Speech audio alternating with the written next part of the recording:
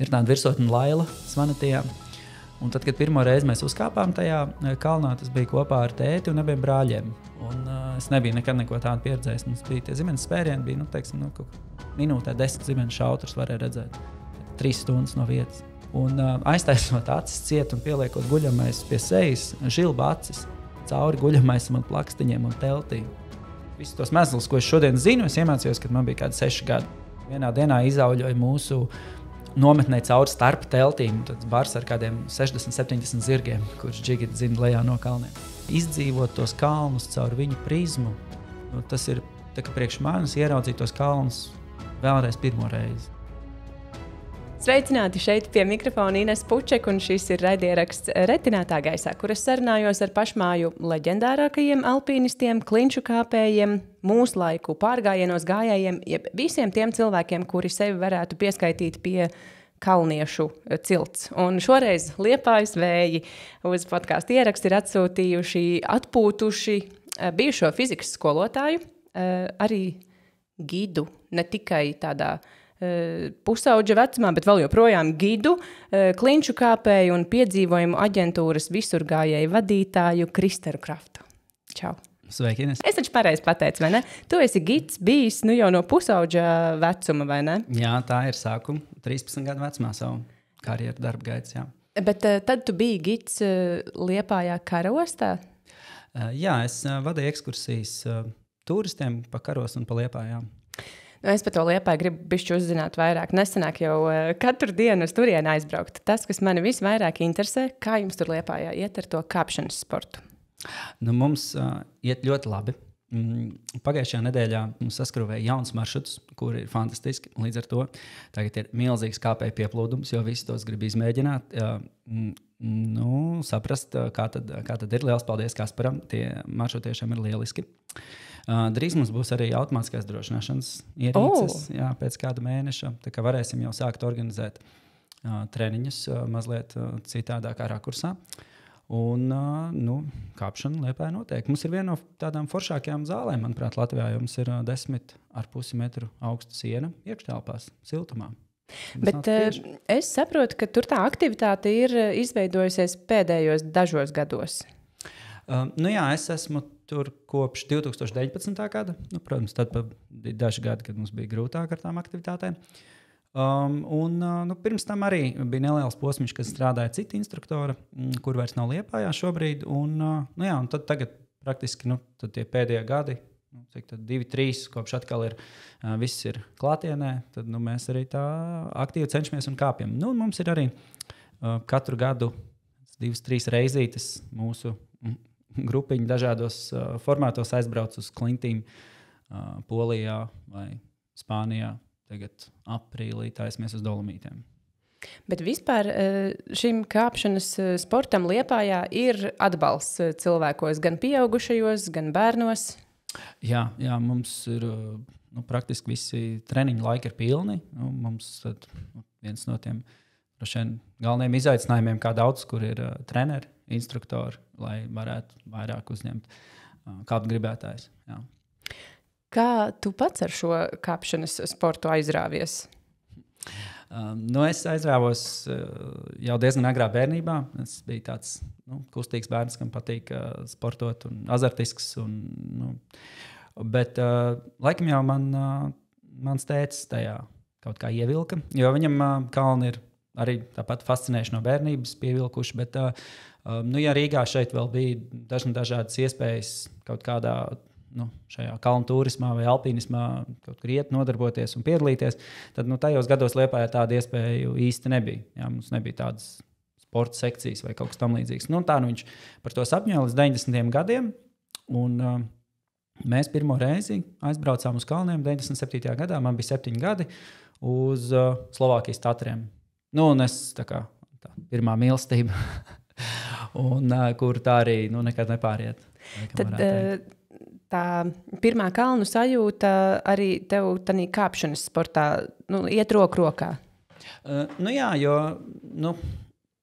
es domāju, ka tad es tā neaizdomājos par to, kas ir kāpšanas sports, kas ir klinšu kāpšana, kas ir alpīnisms, kas ir pārgājiens kalnos. Man tie bija vienkārši kalni, tas fantastiskās Tatru, tās tīrās klintas, tādas tās vietas, kur tie akmeņi ir uz kaut kādas nogāzes, tāda liela akmeņa, pa viņiem var skriet un lēkāt un tur tauzīties un jebkurā vietā skrien augšā. Arī boulderings tur noteikti ir, vai ne? Tad viss šīs disciplīnas vienlaicīgi, tā teikt, izpildās. Un tā mēs braucām atkal. Bet patiesībā ar tādu sporta kāpšanu, kādu viņi ir tagad, es sāku nodarboties patiesībā ļoti, ļoti nesen. Kas ir tas, kas tevi piesaist tieši šajā kāpšanā? Es domāju, es esmu ļoti slings pēc dabas. Un man ir gribētos uzturēt sev labā fiziskā formā, bet man ir baigais slinkums iet ar kaut kādiem trenažieriem, kaut ko nodarboties vai kāds cilāt hanteles. Man ātri apnīk, bet man tieši kāpšanas sportā ļoti patīk, tas ir azartiski. Ļoti ir visu laiku tas azarts, uzkāpt vēl šo, uzkāpt vēl to, dabūt vēl vienu aizķeri, izmēģināt vēl to maršrutu. Un, man ir tāda sajūta, ka es jau netrenējos, es spēlējos. Izklaidējies, es izklaidējos, jā, es esmu aiziet. Es nezinu, cita aiziet uz lāzertagu vai pabraukt ar kartiņiem vai kaut ko tam līdzīgi. Un tā es aizēju pakāpt, bet patiesībā tas ir ļoti labs fiziskais treniņš. Tas ir arī, man liekas, tāds ļoti labs, ne tikai treniņš, bet vispār prāta stāvoklis, tāds psiholoģiskais stāvoklis.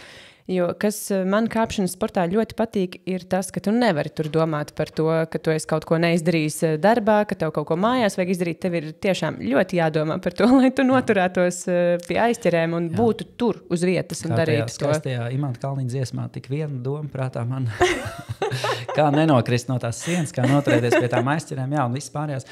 Bet manuprāt, tas jau vispār ir kalnos, jo arī lielajos kalnos un pārgājienos, daudz dienu pārgājienos vai alpīnismu maršrutos jau ir tieši tas pats, ka tikai tu tur nenonāc.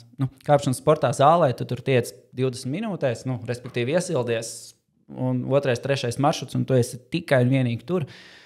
Tādā garākā kalnu pārgājienā, turbūt 2., 3. dienā esi tikai tur. Tev vairs neinteresē e-pasti, atskaites vai vēl kaut kas cits.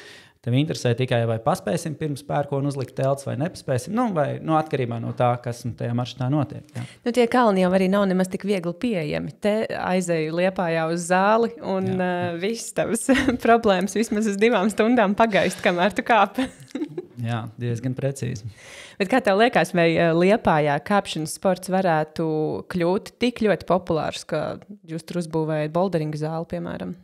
Vai tomēr tā Klaipēda ir pārāk tuvu? Nē, uz Klaipēdu, protams, mēs aizbraucam laiku pa laikam. Tur arī tagad jauna zālīte ir. Bet varētu, es domāju, ka tas noteikti ir iespējams. Daudz ir par to domājuši un runājuši, bet domāt un runāt jau. Dārgs pasākums. Jā, bez šaubām. Jā. Bet, ja ir tāda cilvēku atsaucība, ja ir kāpt gribētāji, tad tas tiešām ir foršs sporta veids, ar ko nodarboties. Jā, neapšaubām. Boulderingam, protams, liels priekšrocības ir attiecībā pret augsto kāpšanu. Es nesaprotu, kāpēc īsti nosaukt ir par grūto kāpšanu. Man liekas, vajadzēja nosaukt par augsto kāpšanu. Jo sanāk, ka pārējās disciplīnas nav grūtas. Man liekas, ka ir ļoti grūti pārtulkot no angļu valodas lead climbing. Jā, bet, jā. Jo tur jau tā, man liekas, tā grūtā kāpšana tieši ir tajā, ka tu kāp kā pirmais, tu liec atsaites, liec virvi, un tas nav tas pats, kas kāpt ar augšējo drošināšanu. Tas tikai ir bišķi grūtāk nekā kāpt ar augšējo drošināšanu, bet tur droši vien kaut kādiem tulkiem vai kaut kam tādam ir jājautā, kāpēc tieši grūtā kāpšana.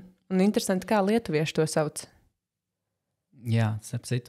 Labs jautājums. Vēl es domāju par to, ka boulderings ir klīns bluķis. Akmens, jā. Akmens, ja bluķis, liels bluķis, tad varētu būt bluķi kāpšana. Nevis bouldering, lai mums tā kā latviskāk. Bet, pagaidām paliksim laikam pie tā, kas ir. Bet tas pat nemaz nav latviskots, jo boulderings ir tāds starptautisks vārds. Jā, tu vari būt pirmais, kurš mēģina latviskot šo disciplīnu. Bluķi kāpšana ir... Tas man jau asociējas ar tādu bluķu vilkšanu jaunajā gadā. Drīz būs aktuāli, jā. Sezona nāk.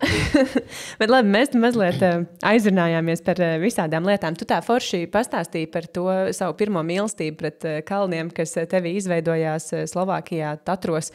Kas tevī kā bērnā tanī brīdī bija tas, kas tik ļoti piesaistīja pie kalniem? Jā, tanī brīdī laikam man neviens nav uzdevis šādu jautājumu. Kas man tanī brīdī piesaistīja? Es domāju, tā bija pilnīgi cita vide, vai ne? Visu to līdz tam bija nodzīvojis šeit, vairāk vai mazāk kaut kur apkārt, varbūt mazliet Latvijai. Un tagad pēkšņi ir šie kalni, kur tu vari kāpt augšā, skriet, un tad visu redzēt no augšas. Un tā brīvības sajūta un tas, ka tur var izpausties tik ļoti tajā kustībā, laikam. Jo skriet pa istabu vai pa pļavu, tas nav tas pats, kas skriet pa kalniem. Bet tas nav biedējoši? Vai mazs bērns tajā brīdī par bailēm nevis nedomā? 14, 15 gadu vecumam vispār nebija bailes no augstuma. Kas notika 14, 15 gadu vecumā? Varbūt prāts drusku pienāca klāt. Pieauga prātā. Mazliet. Labi, es saprotu, ka tavs tētis ir sapņojis par tādu došanos kalnos, un tad jūs kā ģimene katru vasaru devāties uz kalniem? Jā, tieši tā. 90. tad 97., 98., 99. mēs braucām uz Tatriem. Un tur mums gāja varan jautri, jo tās saprašanas un pieredzes nebija nekādas. Tā tika uzkrāta tātad šajā ceļā. Un, bet nekas tāds arī par laimi nekādas tādas trakas sekas tam nebija. Un tad 2000. gadā mēs pirmo reizi bijām Alpos, Šveicē un Francijā. Un Francijā, Šamonī, mēs bijām 2000. gadā. Un tad pirmo reizi staigājām pa ledājiem un izmēģinājām spēkus uz Mont Blanc. Jā. Un tā bija jau pavisam cita vide, jo, ja Tatra vēl ir tāda tomēr zemāk un vairāk civilizētāk, tur ir takas un cilvēki iet. Tur ģimenes un ar vecāku cilvēku un ar bērniem un tā tālāk. Tad šeit mēs bijām augšā uz ledājiem. Un tā bija vispār fantastiska pieredze, jo mums nevienam nebija nekādas tādas pieredzes. Tētis bija, man liekas, iepriekšējā gadā vai 2 gadus iepriekš aizbraucis ar Rīgas alpinistu grupu, pieteicies grupā, un viņi bija Šveicē uz Duforšpits, man šķiet. Tad viņam bija tāds, kaut kāda pieredze. Mazliet mums bija Liepājā arī tāds, man jāpiemina, ir Aleksandrs Golubevs, no Krievijas ieceļojis alpinists, kurš pārcēlās uz Liepāju veselības dēļ, lai elpotu jūras gaisu. Un viņam vienā no Liepājas skolām bija sporta... Turisma tehnikas pulciņš. Jā. Jo, es no savas bērnības atceros, ka uz sacensībām, kurās es piedalījos, bija tāda neliela bērnu grupiņa arī no Liepājas, kas brauc. Un man likās, tie ir liepājnieki pāri visai Latvijai uz Gulbeni, uz Lejas ciemu brauc, lai sietu mezglus virvēs un laistos ar dulpeni lejā. Jā, lūk. Un arī mēs tur ar tēti kaut kā aizgājām. Neviens no mums nebija pareizajā vecumā, es biju par mazu. Visi bija par mani kādu 5 gadu vecāku. Viņš savukārt bija par vecu. Viņš bija jau pieaugšais, un tur pārsvarā bija jaunieši. Bet tur mēs iemācījāmies tur tos mezglus un tādas primārās lietas, dulferēties. Un praktiski tur es arī visu apgūtu. Man bija kādi 5, 6 gadi apmēram. Kad es iemācījos visus tos mezglus, ko es šodien zinu, es iemācījos, kad man bija kādi 6 gadi. Neviens jauns, man liekas, nav klāt nācis īpaši. Bet kaut kādas tās zināšanas mums bija, un kāpēc nebraukt uz Mont Blanc? Bet tu nebrauci uz sacensībām ar sporta turistiem no Liepājas? Nē, mēs tur bijām. Es domāju, ka mēs tur bijām uz kādām 5 vai 10 nodarbībām. Mēs aizgājām, mēs visi iemācījāmies. Vienas sacensības notika Liepājā, tajās es piedalījos. Par, manuprāt, labām sekmēm, neatceros tieši kādām, bet es pat atceros daudz maz, kas tur bija jādara un kādas tur bija kļūdas man un tam līdzīgi. Bet mums jau nebija tā interese tā kā būt tajā, jo es biju par jaunu priekš tām grupām un tētim savukārt bija interese apgūt to, kas ir vajadzīgs. Un mēs vairāk individuāli mums tas Aleksandrs viss tur samācīja, parādīja un tālāk, teikt, palaida savās gaitās. Bet tev ir tāds riktīgi foršs tētis. Jā. Tāds drosmīgs tētis. Ar bērniem, ar visu ģimeni braucam kā Mont Blancā. Dažreiz varbūt tā pārliekot un atskatoties, liekas varbūt par daudz drosmīgs, bet, viss labi, tad viss labi. Bet tie taču ir paši foršākie piedzīvojumi, ko mēs esam atstāstīt un atcerēties, vai ne? Jā. Kā jums gāja tajā Mont Blancā? Mums gāja ļoti jautri. Mēs bijām 5 cilvēki. Sākumā gājām, sanāca aklimatizācijas gājiens. 2 teica, ka tālāk neies, mēs nonācām lejām. Tad mēs gājām trietā, es teicu un mamma. Un tur, es domāju, tie, kas ir sākuši pēdējos 10 gados nodarboties ar kaut ko šādu, pat iedomāties nevar, kāds mums varēja izskatīties ekipējums. Respektīvi, ekipējumi kā tāda nebija. Mēs bijām vienkārši ielas drēbēs. Es biju parastās ielas drēbēs, man bija lupatu zābaki, audumu zābaki ar gludu parastu zoli. Man nebija dzelkšņi, protams. Man bija ledus cirtnes, tas vecais tāds kā ar kādu. Tā visgodājamākie un cienījamākie raidierakstu viesi ir kādreiz gājuši. Tāds pats apmēram bija arī man. Un metinātāji brilles uz acīm. Jūs bijāt sasaitēti? Jā, mums bija paši šūtas no automašīnas drošības jostām šūtas ar kaprona diegu sistēmas. Man tāda vēl mājās ir. Man arī viņas ir, jā. Un karabīnas. Tās bleķinietes riktīgās. Un tētim un mammai bija dzelkšņi. Tad jau bija tikai tie, mums bija tikai cietie dzelkšņi. Tad arī tie uz cietiem zābakiem viņi derēja, tāpēc arī man, protams, nebija. Un tā, bet nebija tās izpratnes par to, kā tad vajadzētu izplānot to maršrutu. Un mēs viņu, tētis bija salicis bišķīt pa liels tos kāpienus, pa 1600 augstuma metriem vienā dienā, kas mums nebija pa spēkam. Bet mēs ļoti atzīstam uzgājumu līdz 4300 augstumam, un tas bija, man tas bija nenormāli iespaidīgi vienkārši.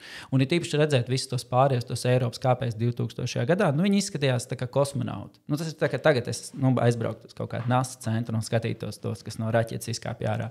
Man bija apmēram tādas pašas emocijas, tas neaprakstām vienkārši. Jā. Un sanāk, ka virsotni jūs sasniedzāt? Nē, mēs sasniedzām citu virsotni, kas ir priekšvirsotni. Domdegoķē, man liekas, saucās 4300 metri. Tad mēs griezamies atpakaļ, jo mums bija, tā kā mēs zemu nakšņojām. Mums nepietika laika tajā vienā dienā, lai uziet, jo mums vienkārši nebija saplānots tā tas kāpiens, lai tas būtu izdarāms. Bet es par to pārāk nepārdzīvoju, jo būt tur un redzēt to vidi un tos visus pārējos kāpējus un visu to, kas tur notiek, un saprast, ka tu esi tajā, tu esi daļa no visa šī kalna un kalnā kāpiena un kāpt augšā un lejā. Maršruts arī tur nav tas vieglākais. Tur ir kuluārs virs uz tās sienas, virs tās būdas. Interesanti, mēs tur toreiz satikām ukraiņu alpīnistus. Un tur ir tā būda, tas franču nosaukums jau neviens nevar izrunāt īsti, bet viņi ir kaut kāda teterosa vai kaut kā tam līdzīga. Un tie ukraiņi teica, ķoķa roza. Jo tur līdzīgi rakstās un tā. Un tad mēs tā arī par tancerozas būdu viņu arī saucam. Tā īsti mēs nezinu, kā viņi pareizi jāsauc ir. Un no tās mēs gājām, tur tāds kuluārs ir un tāda siena. Bija ļoti, ļoti, ļoti iespaidīgi. Jā. Kā tētis uztvēra to, ka jūs līdz virsotnē neaizgājāt? Man šķiet, ka viņam ir dažās reizēs, man liekas, viņam varbūt ir svarīgāk tā virsotne nekā man. Dažās reizēs arī viņam viegli ir pagriezties atpakaļ. Mēs esam ļoti daudz reižu griezušies atpakaļ, nesasniedzot virsotni, un vairākas reizes arī tad, kad būtu iespējams uzkāpt. Objektīvi skatoties, kā vienmēr jau risks kalnos ir vienmēr. Jautājums, cik lielu risku tu pieļauj un uztver par pieņemamu, normālu un tā. Un ir bijušas reizes, kad varbūt arī pat varētu. Un arī tagad, kad man ir kaut kādi kāpieni, kuros mans tētis nepiedalās, arī esam, piemēram, pagājušajā gadā griezāmies atpakaļ no Kazbeka. Mums bija 150 metri augstuma metri līdz virsotnē. Tad mēs bijām tās sedlienas starp abām Kazbeka virsotnēm. Viņš tur pat ar roku aizsniedzams. Tur šogad bijām, tur atlika, 30 minūtes vēl ko uziet. Bet man jau liekas, ka tajā alpīnismā, mērķis ir tā virsotne, bet, tu jau nevar reducēt kaut kādu vai nedēļas vai 2 nedēļu vai vēl ilgāku pasākumu uz vienu punktu, uz vienu virsotni. Ne, var, protams, bet tas, manuprāt, nav obligāti. Bet zini, par ko es domāju? Tu Kazbekā esi bijis jau vairāk kārt. Jā. Līdz ar to varbūt nākamā un aiznākamā virsotne, jeb virsotnes sasniegšana, tev varbūt vairs nenozīmē tik ļoti daudz, kā sasniegt to virsotni pirmo reizi. Jā, bez šaubām. Es domāju, ka tā noteikti ir, ja es kāptu kalnos pirmo reizi vispār un domāt, ka varbūt tā ir vienīgā reize, tad man noteikti gribētos to virsotni sasniegt. Jā, bet tad, kad viņas jau kaut kādas vairākas virsotnes ir, tā teikt, ir jau sasniegtas, tad, lai arī tā ir kāda varbūt jauna vai cita virsotne, tas varbūt nešķiet tik ārkārtīgi svarīgi. Un tagad, piemēram, kad es eju ar grupu, man būtiskāk šķiet sasniegt to virsotni man grupas biedru dēļ. Respektīvi, lai viņi sasniegtu to virsotni. Un es domāju, ka arī droši vien bijušas tādas situācijas, kur sevis pēc es varbūt jau pagrieztos atpakaļ, jo man liekas, pa grūti, jo kājas salst, tur es gribās, liekas nāk, ej mājās. Bet man ir grupas biedri, kur es zinu, ka viņi ļoti vēlas būt tajā virsotnē, jo viņiem tas ir, tā, teiksim, varbūt nozīmīgāk, jā, un tad mēs ejam vēl. Bet tajā pašā laikā pieņemt šādu lēmumu, kas nozīmētu visai grupai doties lejā, tev nav grūti? Sevis dēļ, nē? Nē, es runāju vairāk par to, ka it kā ir tāda šaubīga situācija. Varbūt laikapstākļi it kā ir ciešami, bet tanī pašā laikā negribās iekulties nepatikšanās, un tanī pašā laikā tev ir tā grupa ar cilvēkiem, kuri tik ļoti cer un tik ļoti grib tikt līdz virsotnei. Tā ir tāda bišķi dilemma, ne? Jā. Man bija, teiksim, tāda situācija līdzīga, kā tu apraksti mazliet pagājušā gada oktobrī. Mēs bijām Indijā, Ladāhā, Himalajos, un mums bija tāds garš gājiens, skaists trekings, un trekinga otrajā daļā arī virsotne virs 6000 metru. Bet šajā reģionā maz ir kāpēji. Mēs nedēļas laikā satikām 4 cilvēkus trekingā. Jā, un tad aizgājām līdz tai kāpšanas vietai, un tur bija 2 meitenes, kas grasījās kāpt, un viņām bija 2 gidi vietējie.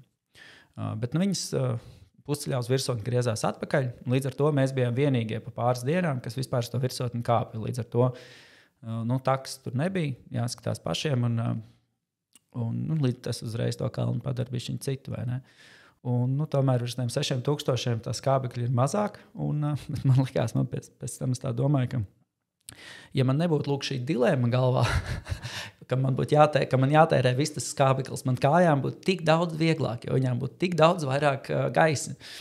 Jo man visu laiku liekas, ka man tik daudz enerģijas aiziet domāšanai, respektīvi, kā tagad līdz turienei aiziesim, skatīsimies tur, vai kā tur izskatās noledojas, tur izskatās pārāk stāvs, tur ir svaigais sniegs, vai tur ir plaisa, vai tur ir tas, jo es eju kā vadošais tajā grupā. Un man visu laiku ir jādomā, jāskatās uz priekšu, kas tur būs. Ir īpaši ņemot vērā, ka nav takas, neviens nav gājis iepriekš, nav pēdu, ja? Un kā laiks, baigais vējš pūš, bet nokrišana nav, debesis, tas, un visu laiku griežās. Plusiņus un mīnusiņus visu laiku. Ja. Un tam visam taču vajag skābekli, kur tur ir tik ļoti maz, un es domāju, galīgi varētu iet vienkārši tagad, ka mēs uzticos, vai ne? Un es eju un neko nedomāju, tikai viss skābeklis kājās, tā būtu lieta. Zini, tu pateici tikko tādu interesantu lietu, ka tas skābeklis ir vajadzīgs arī kājām. Jā. Un ka varbūt tiešām, ejot uz tādām lielām virsotnēm, ir jāmēģina pēc iespējas mazāk domāt. Bez šābām. Bet īstenībā jau tie apstākļi mēdz vienkārši paši tev tās domas noreducēt līdz tam, kad vienkārši skaiti soļus. Uz ko citu tu nekoncentrējies. Nepietiek tas. Tev viss iet kājās, tev nepietiek tai domāšanai. Bet smadzenes jau paņem daudz skābekli, jo es vienkārši par to tā nebiju domājusi. Turpmāk es zināšu, jo es mazāk domāju, jo vieglāk manām kājām būs doties kalnos. Tad es saprotu, ka tevī tā mīlestība pret kalniem ir augusi jau kopš mazotnes un caur tādiem superforšiem, varbūt mazliet pārgalvīgiem, bet es domāju pat ļoti vērtīgiem gājieniem ar tēti uz virsotnēm, jo jūs gājāt tādi kā atklājēji, mēģinājāt paši saprast, ko kā darīt, paši mēģinājāt izprast, ko nozīmē tādi laikapstākļi un kā tas atspogļosies pēc tam gājienos uz virsotnēm. Tā kā tu esi, kopā ar savu tēti pats sevi izaudzinājis par tādu kalnu pazinēju. Es tagad tā nākot uz šejienu pārdomāju, ka es taču neesmu reizi bijis nevienā kalnu pārgājienā vai kāpienā, kādā grupā, kur nevadītu vai es pats, vai mans tētis. Jā, vai kaut kādā mērā mēs abi. kur uz pārējais periods ir. Jā. Bet tā, ka ir kāds cits vadītājs, es neesmu nekad tā bijis. Un, protams, tajos sākumā mums bija tur tā saprašana bija maza un ekipējumi bija maza. Bet, protams, ar katru reizi tā, kā tu saki, tā pieredze jau aug un no tām kļūdām jau mācās. Nekāds tāds pārmērīgi liels kļūdas jau mums nebija. Nekādi tādi galīgi jau mēs tādas muļķības nedarījām. Bet, protams, ar katru brīdi vairāk tev rodas tā saprašana, un tad jau, kad tev ir viss jāizdomā no sākta galda, no tā, ka tu Latvijā atver karti, noliec uz galda, kur tu brauks, kur tu mašīnu atstās, un tad, kur tu ies, kur būs visas tavs nometnes, kā tu tur, ja kas tad tas, ja šis tad tā, tas jau ir tā savādāk. Tu esi mācījies darot. Jā. Tā kā pašmācības ceļā. Kas ir baigi vērtīgs process un foršs. Un tas arī nav ātrs. Man vismaz tā liekas. Tas nav tā noklausīties kursos. Tur jums jādara tā un šitā, bet tu to esi iemācījies caur procesu.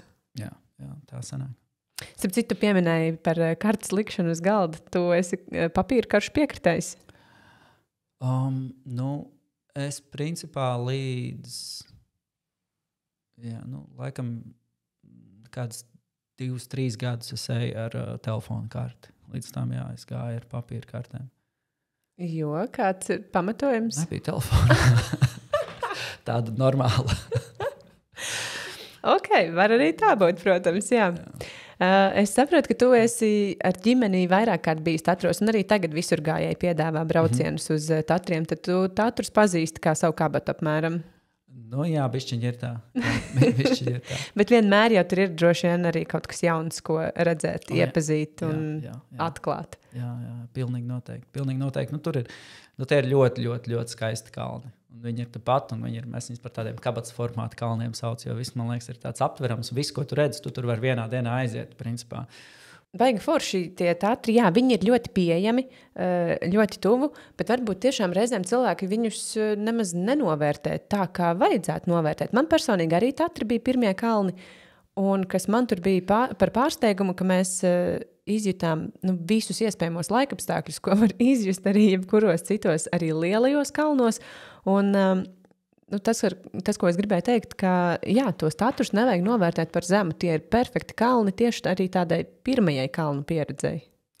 Mēs arī, kad vēd tur grupu, tad, protams, viss noinstruēja, jābūt visam apģērbam un tā tālāk. Bet tāpat kāda rezerves jaka vienmēr ir somā, jo kāds vienmēr ir paskatījies no rīta, kas spīd taču saule un būs karsts, un vakar nosvīd slapi mugurkoši to jaku priekš, kam stiepi atstāja lejā.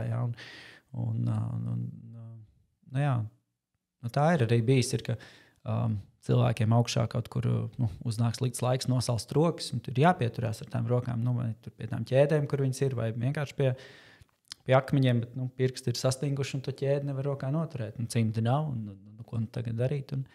Un tā, bet tā arī ir, ka tie cilvēki, kur aizbrauc un kur tur ir pirmo reizi, tad tā ir lieliski iespēja arī šādas kļūdas pieļaujot, nepaņemot to jaku vai izlīstot tajā džemperī, kā es šodien izlīju pie tevis nākot.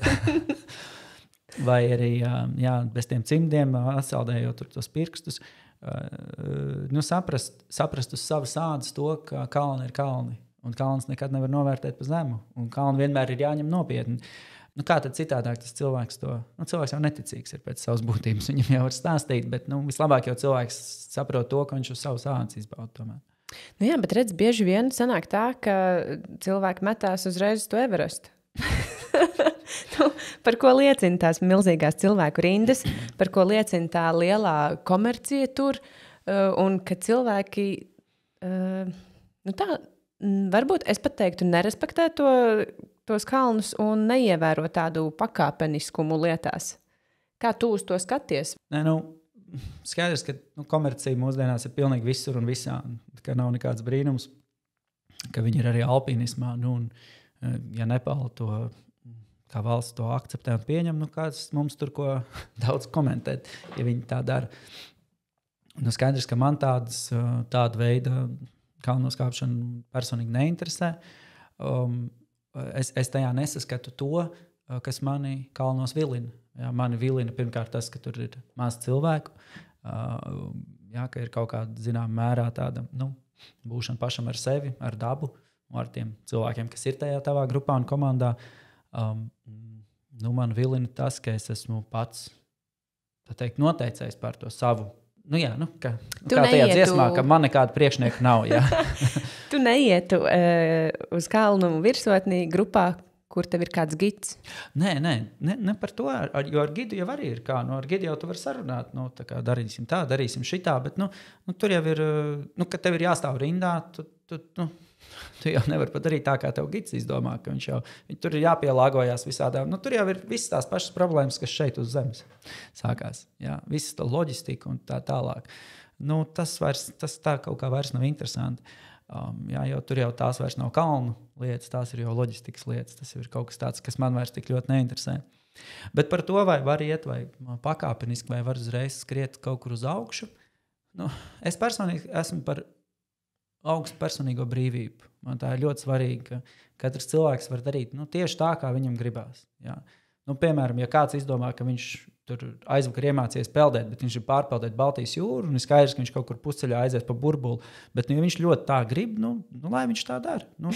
Es neesmu pret, nevis par to, ka, bet manuprāt, mēs nevaram visu noregulēt.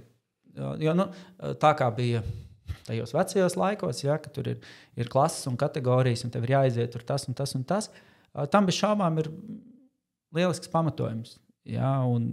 Kuras vispār neapšaubu, un tā sistēma arī kaut kādā mērā droši vien labi darbojās. Jo cilvēkiem bija skaidrs, ko viņi var kāpt, ko viņi nevar kāpt, un atkal, kuru var laist un kuru nevar laist.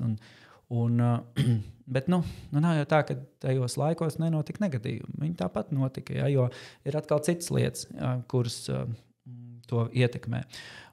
Bet gal galā mums to laiku sistēmu, kad viss bija regulēts un mēs nevarējām izvēlēties, ka tevi tāpat no institūta aizsūta strādāt tur vai tur, tas jau ir apmēram tas pats, ka tev nosaka, tev būs kāpt tur un tev nebūs kāpt tur.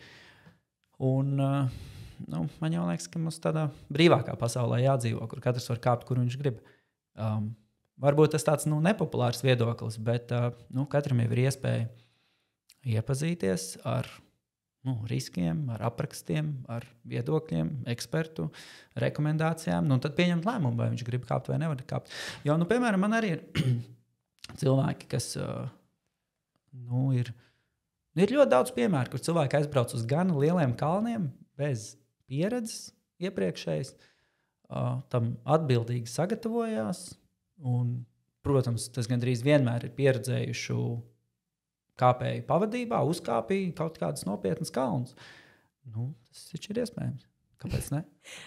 Es speciāli tevi neprovocēju. Man vienkārši ļoti gribējās dzirdēt tavu atbildi. Man patīk salīdzināt tādas cilvēku domas. Tāpat man varbūt pat līdz galam neatbildēts jautājums man pašai ir, kā tu domā, kurš vai kas sevi var saukt par alpīnistu? Vai tur ir kaut kādas tādas lietas, kurām ir jāizpildās, lai cilvēks sev varētu saukt par alpīnistu? Vai visi tie, kas dodas uz kalniem, ir alpīnisti? Es domāju, ka pilnīgi jebkurš cilvēks drīkst sev saukt par alpīnistu. Vienalga, pat viņš kalnu savā mūžā nav redzējis. Ja viņš vēlas sev saukt par alpīnismu, kas mēs esam, lai viņam to liektu?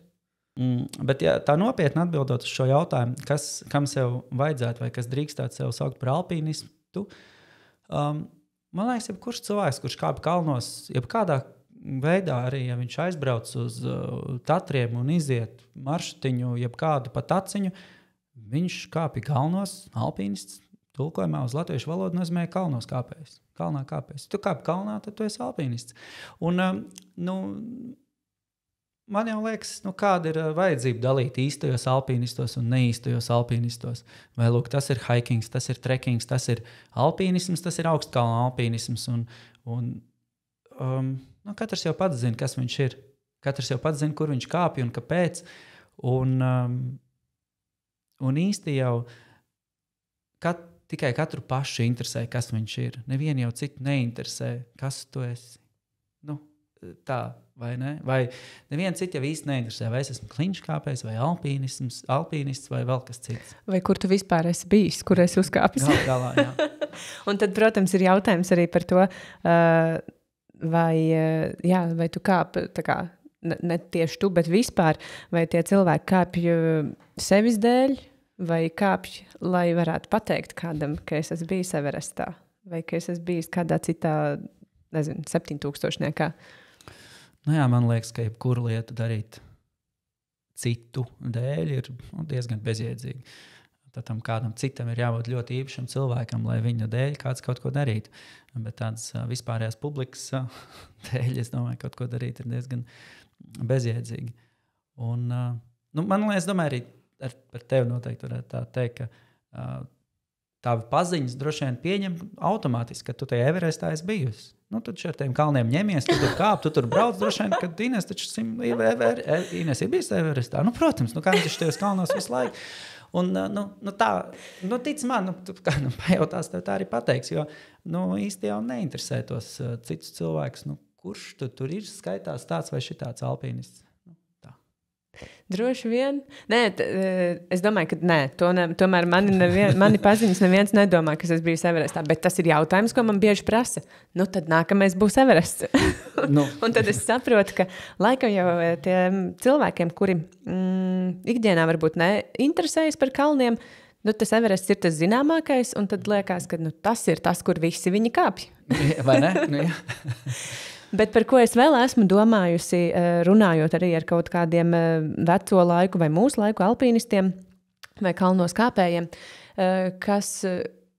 par ko es esmu pat izdomājusi. Varbūt tā nemaz īsti nav. Es tev izstāstīšu to savu domu, tad pastāstīšu, vai tu tam piekrīti vai nē. Ka tiem tādiem īstenajiem kalnu cienītājiem jau kļūst nepatīkami doties uz tiem ļoti komerciālajiem kalniem.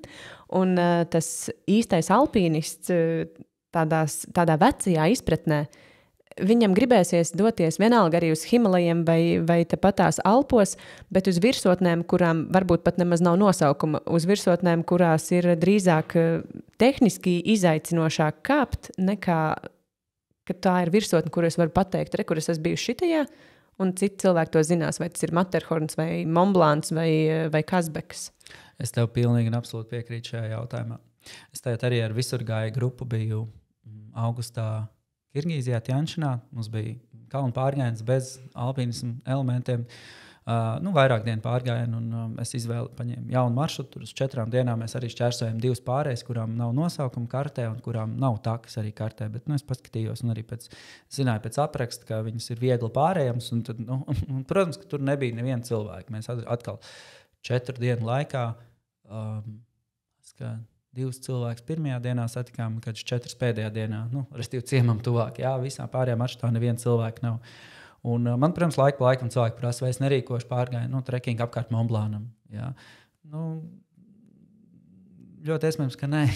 Es tomēr braukšu atkal uz kaut kurienu, kur ir tikai jurtas, zirgi un tā tālāk. Bet toties mums vienā dienā izauļoja mūsu nometnē cauri starp teltīm, tad bars ar kādiem 60-70 zirgiem, kurš džigit zina lejā no kalniem.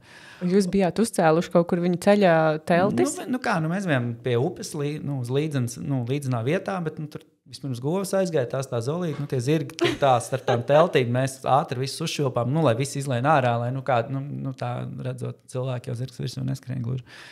Un tā, bet tādas lietas, tur tādas sajūtas un arī tās apmeklējam vietējos jurtās, kur viņi nepārdod kolu, kur viņiem nav kolas, un kur viņi vienkārši dzīvo un tos savus lopus kopī, un tur paciemojamies uz tēju un tam līdzīgi. Un ir tik superīgi, ka tādas vietas vēl var atrast. Un tieši tas pats ir arī ar virsotnēm un ar alpīnismu, jo tādas vietas jau ir pat man grūti atrast. Tādas vietas ir, bet viņas ir jāmeklē, kur tad var kaut ko tādu foršu uzkāpt. Bet, es, piemēram, biju Kazbekā šovasar, un es domāju, ka nākamā vasara izskatās, ka uz Kazbeku varbūt neatgriezīšos, bet arī viens no iemesliem, kāpēc vienīgais, kas man tur attur, ir tā nenormālā cilvēka masa, kas tur ir. Jā, un līdz ar to tas zūd tas šarms, zūd tas baudījums. Un, es pilnīgi absolūti saprotu visus tos alpinistus, kas nepakāp ne Montblancā, ne Matterhornā, ne Kazbekā, kam neinteresē. Neviens no tiem nosaukumiem, ko zina cilvēks, kurš nav kāpējis. Jā.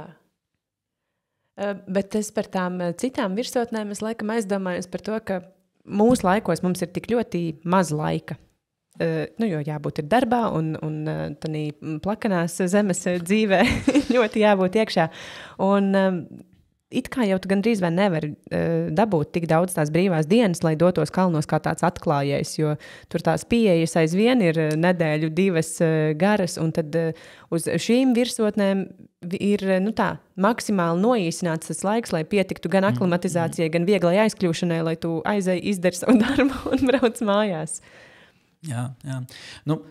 Piemēram, mēs, arī tajā pašā, par to, ka nav tā laika, tas ir pilnīgs ārprāts, jo tagad bijām Kazbekā, mums bija 6 dienās, mēs kāpām Kazbeku. Ja? Un, lai arī man bija grupā vairāk, kas bija pirmo reizi kalnos tādos, ja? Tātad iesācēji, mēs virsotnes gājienā apzinām, kāds, cilvēks 50, man šķiet, kas liekas, kā tad tā, vai tu mēs baigie sportisti vai kā? Nē, negluži. Manuprāt, gājām ļoti mierīgā tempā. Man vispār patīk lēni iet kalnos, man liekas, nav kur jāsteidzās. Bet tās grupas bija irāņi un arī citi, un viņi kāp Kazbeku 3 dienās. Atbrauc, uziet līdz meteostacijai, uzkāp uz virsotni un kāp lejā. Un tad viņi no meteostacijas iet savus 18 stundas uz augšu un uz leju. Restīvi, viņi gandrīz rāpo uz to virsotni, jo viņiem nav aklimatizācijas, un tad viņi nav sagatavojušies atbilstoši, viņiem nav spēka, viņi tur vispār brīnos, un es domāju, kā viņi tur, vispār, bet tur bija daudz tās grupas un daudz tie gidi un pilnīgs ārprāts. Un lejā nākot, es viņus tur sagaidīju, trāpījās un parunāju ar to viņu gidu. Un viņš teica, jā, kā tā mēs darām, jo mums vēl ir tur jāizbrauc, tas jāapstāst, Tbilisī, šitā uz Erevānu, vēl, mums ir programma, mēs nevaram te tur 5-6 dienas čamāties, mums 3 dienās. Tur cits pavēm jāsens pa ceļam, kā ir tā gadās. Paši pieteicās. Paši pieteicās, taču programmā rakstīts. Bet cilvēkam, kurš nezina tos kalnus, nesaprot, viņš skatās 2 programmas vienā 6 dienās, otrā ir 3 dienās, un pēc tam vēl raftings, tur vēl izjāde vai vēl pilsētas apskata. Jā, kvadrcikli. Kas taču labāk 3 dienas? Kāpēc man 6 dienas, ja es varu 3 dienās to izdarīt, vai ne? Tā. Ja arī pie zobārsta to pašu zobu salabot 2 stundās vai pusstundā. Taču pusstundā, kam mocīties 2 stundas. Bet, tā jau īsti... nevar. Tas nav tā saprātīgi, man liekas. Jā, pareizi tu pateici. Var, bet tas nav saprātīgi. Jā. Tu tā forši par visur gājējiem ieminies. Es saprotu, ka 11 gadus tu esi bijis fizikas skolotājs. Jā. Un kā tu nonāci līdz tam, ka tu uz kalniem dodies nevis tikai ar savu tēti kopā, bet ka tu uz kalniem gribi vest arī citus cilvēkus? Patiesībā jau visus tos gadus, kad mēs braucām, pirmā reize varbūt mums bija tikai mēs paši, bet tad pamazām tuvākie draugi, tālākie draugi, paziņas, un vienmēr mums kāds brauc līdzi. Mēs aicinājām cilvēkus, visi jau zina, ka mēs braucam, ja kādam bija interesi, tad mums bieži pievienojas, vairāk arī mani draugi, kad es biju 11 gadnieks, man klases biedri, kādam bija līdzi.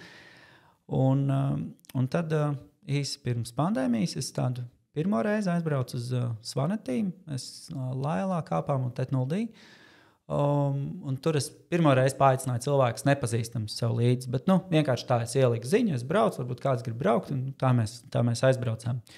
Un tad es mazliet sastrādājos arī ar citiem organizatoriem un pavadīju kādas grupas, bet tad, tagad jau dažus gadus atpakaļ es sapratu, kad ir, ka es sapratu, ka es gribu tas ir tas, ko es gribu darīt, jo es esmu vadījis ekskursijas pa pilsētu, tad man ir šī pieredze strādāt ar cilvēkiem, strādāt ar grupām un viņus vadīt. Man ir ceļošanas pieredze, man ir kalnā kāpšanas pieredze jau vairāk kā 20 gadus, un ka tas ir tas, ko es gribu darīt. Tā es pamazām izveidoju savu uzņēmumu, savu piedzīvojumu aģentūru, nosaucu to par visurgājējiem. Foršs nosaukums. Vai ne? Man arī patīk. Un tev ir 2 kolēģi, vai ne? Jā. Dainis Nazārovs un Daumans Vidiņš. Un viņi ir arī tādi, uz kalniem tendēti, līdzīgi kā tu. Jā, Daumans ir ģeogrāfs, un viņš vada 1 dienas pārgājiens dažādās vietās, gan tāpat Slovākija, gan Spānija, gan Islandē, un viņam vajadzēs arī vēl daudz kur citur. Un viņam ir ļoti liels un plašs zināšanas, un tad viņš tajos ar tiem kalniem 1 dienas pārgājiens. Un Dainis savukārt ir cilvēks, kurš dzīvo mežā vairāk nekā mājā, un tad viņam ļoti patīk daudz dienu pārgājieni ar teltīm. Un tad viņš dodas uz Kirgīziju, uz Indiju, uz Ladāku, uz Lāčtaku, uz Karaļtaku, uz šādiem te maršrutiem. Jūs esat savā starpā tā kā sadalījuši apmēram tos lietas. Viens dodās 1-2 dienu pārgājienos, viens tādos vairāk plakanos, bet garākos, un tad tu uz kalniem? Nedaudz, jo maniem kolēģiem nav tādas kāpšanas un alpīnismu pieredzes kā man. Man arī vairāk interesē tieši tos kliņšu kāpšanas un alpīnismu braucienus pašam vadīt un piedalīties. Tad tas sadalījums tāds pats no sevis ir izveidojies. Tu jau teici, ka tu esi vadījis turistu grupas pilsētā un tagad izveidojot savu uzņēmumu un vedot pirmo reizi nepazīstamus cilvēkus uz kalniem. Kādas tās sajūtas ir? Ir tāda stipri lielāka atbildības sajūta, pašam varbūt mazliet vairāk bail. Atbildības sajūta, protams, ir milzīga. To jau tā ir ļoti liela. Jo kā cilvēki man uztic savu brīvo laiku, savu atvaļinājumu, dārgāko, kas viņiem ir. Par laiku nekas dārgāks mums nav, vai ne? Un dodas tādos visnotaļ riskantos pasākumos. Un man, es teiktu, vismaz puse no cilvēkiem, kas ar mani kaut kur dodas, ir pirmo reizi kalnos. Un cik viņi sarežģīti vai grūti ir izvēlējušies to pasākumu katrā no tām reizēm, bet sastopas ar dažādām grūtībām. Tad, kā jau vienmēr, ir cilvēki, kur ļoti rūpīgi un skrupulozi iepazīstās ar grupas aprakstu, ar ceļojuma aprakstu un visu pieejamo informāciju, ko es esmu sniedzis. Un ir cilvēki, kur tā pieiet visam brīvāk, un es braucu, un jau viss būs labi. Un ļoti interesanti, jo šādā braucienā tā grupa ļoti, ļoti saliedējās gan savā starpā, gan arī es ar šiem cilvēkiem. Mēs kļūstam par tuvākiem cilvēkiem, vai ne uz to nedēļu. Un izdzīvot tos kalnus caur viņu prizmu, tas ir tā, ka priekš manis ieraudzīt tos kalnus vēlreiz pirmo reizi. Un tā ir ļoti, ļoti fantastiska sajūta. Un izdzīvot tās viņa emocijas. Tur, kur man varbūt ejot vienam pašam, nekādu ļoti tik īpaša emocija nebūtu, jo man tas būtu vienkārši un iepriekš jau redzēts, bet kopā ar tiem cilvēkiem tas ir tik krāsaini un krāšņi un emocionāli. Tas ir ļoti skaisti. Reizēm skaisti, bet reizēm varbūt arī pagrūti, vai ne? Tās ir dažādas personības, dažādas fiziskās sagatavotības, un tev caur to visu ir jāspēj menedžēt un līdz kaut kādam gala rezultātam nonākt. Grūti tas ir gandrīz vienmēr. Jā, pēc tam ir pāris dienas. Es negribu nevienu redzēt. Pāris dienas es neceļos īpaši, jā, un tikai līdz leduskapim varbūt aizstaigāju, jo tas, protams, ka tas nav viegli, jo tur ir tas, tā spriedze ir visu laiku, jo tad, ka visam ir jābūt kārtībā, visam jābūt labi, par visu ir jāpadomā, par visiem iespējamiem apstākļiem, detaļām un tā tālāk. Arī fiziski galā ir grūti, jo man pašam ir jāiet, bieži ir citiem jāpalīdz ar to, ar šo, vai ne? Nav tā, ka tu uzcēl savu telti, ielien viņā un atplīst, tu uzcēl savu telti, iemet savu somu, un tad tu skaties, vai vispārējie ir pareizi nostiprinājuši, tu redzi jau pamalē duciņu, tad tu skaties, vai ir tā, kā tu stāstīji, vai tur ir uzlikts akmens, vai te ir tas, vai šis ir tā, vai kāds tur sliktāk jūtās, jāapskatās, vai viņš ir paēdis, vai viņš ir padzēris, vai viņam vēl kaut ko tā kā. Tā kā jāprūpējas par visu. Tu jau vairāk kārt piemini tekstu, tur pamalē ducina. Es saprotu, ka tev ir īpašas attiecības ar Negaisu kalnos. Ir piedzīvots, jā? Ir gadījies. Tā kārtīgi? Vienreiz bija tā, ka es nevarēju saprast, vai es no bailēm pieplaku pie zemes vai nogāzu no kājām. Skaņa, jā? Jā, tik tuvu spēju. Nē, vispār vistrakākā reize ir tāda virsotne Laila Svanetijā. Ļoti skaisti, kur es esmu viena no tām, kur visvairāk reizi esmu bijis. Man liekas, ka 3 grupas esmu tur aizvedis, un pirms tam vēl 3 reizes esmu bijis bez grupas. Un tad, kad pirmo reizi mēs uzkāpām tajā kalnā, tas bija kopā ar tēti un abiem brāļiem. Man ir 2 jaunāki brāļi, un tad attiecīgi vienam bija 10 gadi, un otram laikam 17 gadi. Un iepriekš bijām bijuši ar tēti divatā tur, bet nebijām uzkāpuši, jo laiks bija slikts. Bija mākoņains, migla un augšā negājām. Un šoreiz bija tas laika prognozes, bija tāda 3 dienas labs laiks, pēc tam slikts lietus sāksies. Kā, lai uzkāptu, vajag 3 dienas, pēc tam noiet lejā, varēsim pa lietu. Tā mēs gājām. 3. dienā uzgājām, laiks jau bija tāds mainīgs. Ar nepieredzējušiem cilvēkiem es neietu, bet mēs tā kā visi savējie tādi. Uzgājām, nonācām, vakarā noskaidrojās saulīt, un tad pa nakti sākās kaut kas tāds, ko es nebiju redzējis nekad mūžā, un ceru, nekad arī neredzēšu. Jo sākās nenormāls negaiss, bet tur ir interesanti, jo Laila šis vārds svanu vietējā valodā nozīmē liesma. Jo tajā kalnā ir iekšā ļoti daudz rūdas. Tas vispār ir apgabals, kur ir metalurģija no seniem laikiem. Un vienmēr, kad ir negaiss, spēr tieši tajā kalnā, jo viņš ir pilns ar rūdu. Un tāpēc viņam pat nosaukums ir tāds kā liesma, jo viņā vienmēr ir zibens, tad viņā spēr. Un es nebiju nekad neko tādu pieredzējis. Mums bija tie zibens spērieni, bija kaut kur minūtē 10 zibens šautrus varēja redzēt. 3 stundas no vietas. Un džingstēja viss bija tāds troksnis, mēs ar brāli sēdējām teltī tik tālu, kā mēs ar tevi tagad, vai pat tuvāk jau teltī. Un šādā balsī, kā es tēt runāju, nekas nebija dzirdams, nevienu mirkli. Bija tā kā rock koncertā. Visu laiku, starp grāvienu vienu un otru nebija pauzes. Viņš grāva tā kā, visu laiku 3 stundas, tā kā prasījās austiņas likt. Un aiztaisot acis ciet un pieliekot guļamais pie sejas, žilba acis cauri guļamaisam un plakstiņiem un teltī. Jo visu laiku bija gaišs ārā. Es nebiju neko tādu vienkārši redzējis. Un tajā naktī nolīja 55 mm. Kas ir, apmēram, man liekas, tas ir, kas tagad bija, kad mums bija tās lielās, te bija Jelgava un Jūrmāla visur. Tāds pats apmēram tas ūdens daudzums, kas nolīja. Un mēs esam, protams, no kalnos jau visi satekā Piltuvē. Un, respektīvi, kur diezgan ātri mums bija tāds 5-10 centimetru, viss tā nogāzes. Pilnīgi viss bija zem ūdens, pa visurien plūst. Un pēc virsotnes, kad gribas gulēt un atpūsties, tad mums bija šī tāda nakts. Un tad no rīta, man liekas, mums Somas katram bija uz kaut kādi 35, nezinu, cik kilogramu, jo viss bija slapjš. No guļamais izgriez, kad spaina ūdens. Jo neko nevarēja saglābt, jo tev viss peld pa visurien. Un grīdē jau arī izsūcās pēc laika cauri. Tad mēs pūcītē nosēdējām visu nakti. Un tad, tad mums bija 2 dienas uz leju, bet mēs nogājām vienā dienā, jo tur nebija varianti nakšņot. Pūcītē nosēdējām. jā, pierāvuši kājas klāt. Jā, tā ir viena no lietām, kas mani visvairāk arī biedē. Protams, tas negaiss, bet tas, ka tev ir slapjš guļamais un nav iespējas sasildīties, tā ir mokoša nakts. Ļoti mokoši.